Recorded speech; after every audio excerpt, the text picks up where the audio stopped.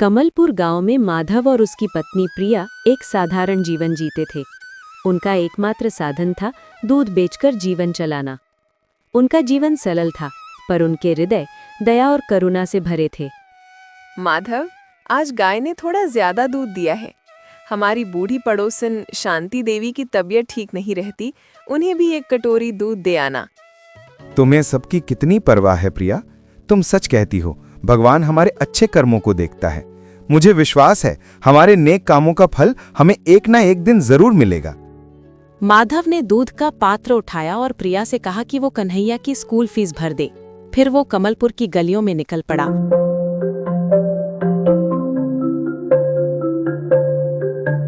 दूध ले लो, ताजा गाढ़ा दूध। बूढ़े बच्चे सब मिलकर पियो, सेहत बनाओ। माधव की आवाज सुनकर गांव वाले अपने बर्तन लेकर घरों से बाहर आने लगे। वे माधव की दूध की शुद्धता पर पूरा भरोसा करते थे। माधव बेटा, तेरे दूध में ऐसा क्या है कि मेरा बच्चा ऐसे पीकर दिन भर मस्त रहता है? इतना गाढ़ा दूध तो मैंने कभी नहीं देखा। चाची, मेरी गाय ही मेरी दौलत है। मैं वही लाता हूँ जो वो देती है, ना एक बूंद पानी, ना कोई मिलावट। माधव के दूध की मांग इतनी बढ़ गई थी कि अक्सर वो जल्द ही खत्म हो जाता था। माधव, मुझे भी 1 किलो दूध दे दो। गर्मी आ गई है, दही जमाना है। माफ करना भाभी जी, दूध खत्म हो गया। एक काम कीजिए, मैं शाम को आकर आपको दे जाऊंगा। माधव बेटा, तुम एक और गाय क्यों नहीं खरीद लेते?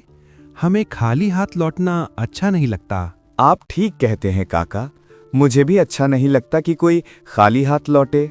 अब मुझे एक और गाय खरीदनी ही चाहिए। दूध बेचकर घर लौटने के बाद माधव ने प्रिया को अपनी योजना बताई। प्रिया, हमें और गाय खरीद लेनी चाहिए। हमेशा कोई ना कोई ग्राहक खाली हाथ लौट जाता है। हमारी आमदनी भी बढ़ेगी और ग्राहक भी खुश रहेंगे। हाँ जी, ये बहुत अच्छा विचार है। आप कल ही रामपुर के मेले में चले जाइए। अगली सुबह माधव रामपुर के लिए निकल पड़ा। वहां उसकी मुलाकात एक परिचित किशोर से हुई। नमस्ते किशोर भाई, मुझे एक गाय खरीदनी है। पिछली बार तुमने जो गाय दी थी वो बहुत अच्छी थी। इस बार भी वैसी ही शांत और ज्यादा दूध देने वाली चाहिए। क्यों नहीं माधव भाई, ये देखो, ये हमारे यहाँ की सबसे अच्छी नस्ल है। शांत स्वभाव की है और दूध भी बहुत गाढ़ा देती है।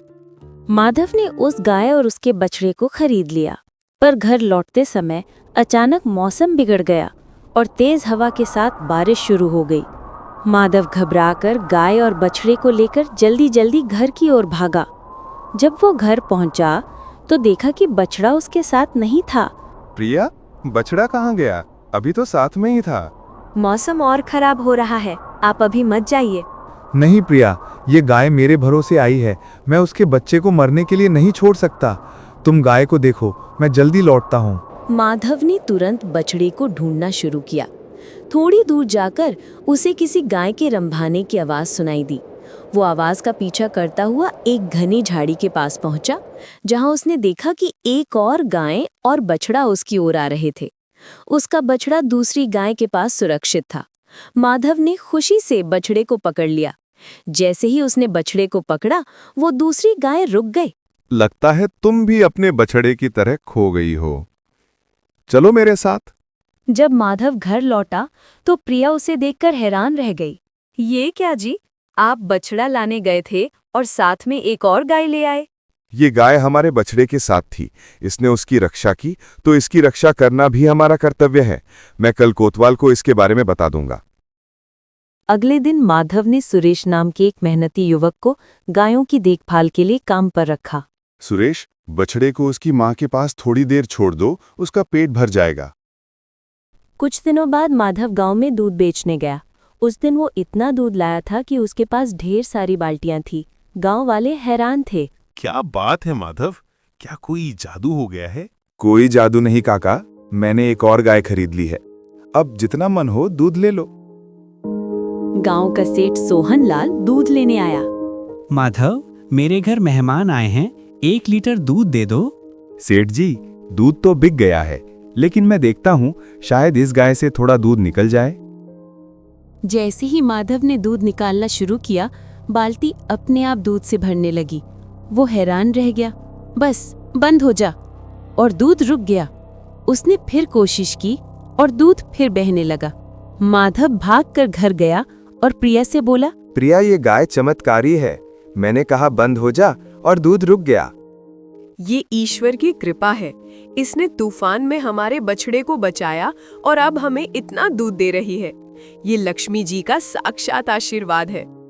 दोनों ने मिलकर दूध निकालना शुरू किया और बर्तन भरते चले गए। गाय माता, अब बस कीजिए। माधव, हम इतना सारा दूध अकेले नहीं बेच सकते। हमें गांव में दूध की दुकानें खोलनी चाहिए। प्रिया, कहीं ये लालच तो नहीं है? अगर हम लालच करेंगे तो सब कुछ बर्बाद हो जाएगा। ये लालच नहीं, समझदारी है। ये लक्ष्मी जी का आशीर्वाद है। हमें इसे ठीक से इस्तेमाल करना चाहिए। माधव ने कमलपुर और आसपास के गांवों में दूध की दुकानें खोल दी। उसका काम बहुत चल पड़ा। थोड़े ही समय में उसने पैसे से एक बड़ा और सुंदर घर बना लिया। एक दिन माधव अपने नए घर में बैठा सोच रहा था कि उसका जीवन कितना बदल गया है। उसे डर लगने लगा कि कोई उसकी चमत्कारी गाय को चुरा न ले। उसने सुरेश से कहा कि वो गायों का खास ध्यान रखे। एक रात तबेले में अचानक आग लग गई। माधव और सुरेश ने मिलकर आग बुझाई, पर चमत्कारी गाय गायब थी। माधव बहुत परेशान हो गया। उसने अपनी दुकानें बंद कर दी और हर जगह गाय को ढूंढने निकल पड़ा। अगले दिन गांव की एक बूढ़ी अम्मा ज्ञानदा माधव के घर आईं। क्या हुआ माधव, तुम इतने परेशान क्यों हो? अम्मा, मेरी चमत्कारी गाय गायब हो गई। मैंने उसे बहुत ढूंढा पर वो कहीं नहीं मिली। बेटा, चिंता मत कर। पशु अपने मालिक से ज्यादा देर दूर नहीं रहते, वो लौट आएगी। उसी रात माधव को एक सपना आया। उसने देखा कि उसकी गाय, जिसे उसने कामधेनु नाम दिया था, घंटी बजाते हुए कोहरे में से आ रही है। जैसे ही उसने उसे छूने की कोशिश की, उसकी आँख खुल गई। तबेले में जाके उसने देखा कि कामधेनु उसके सामने बैठी है। प्रिया, सुरेश, देखो हमारी चमत्कारी गाय लौट आई है।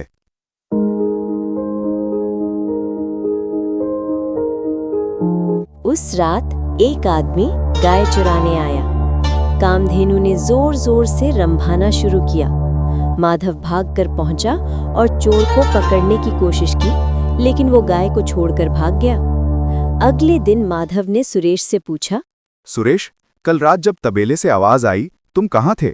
मालिक, मैं गहरी नींद में था, मुझे कुछ सुनाई नहीं दिया। माधव समझ गया कि चोर सुरेश ही था। सच सच बताओ सुरेश, गाय चुराने की कोशिश तुम ही कर रहे थे ना? मालिक, मुझे माफ़ कर दीजिए। मैंने अपनी बहन की शादी के लिए कर्ज लिया था और कर्जदाता मुझे मारने की धमकी दे रहे थे। मैं मजबूर हो गया था। माधव का दिल पिघल गया। उसने सुरेश को माफ कर दिया और उसे पैसे देकर उसका कर्ज चुकाने में मदद की। उसी दिन बूढ़ी अम्मा ज्ञानदा फिर आईं। उन्होंने माधव से कहा, माधवाइन, बेटा, ये गाय तुम्हारे पुण्य कर्मों का फल है।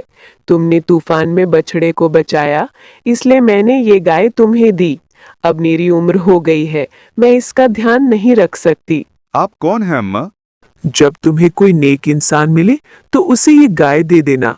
ये जादुई गाय है और कई सालों तक तुम्हारे घर को समृद्ध रखेगी।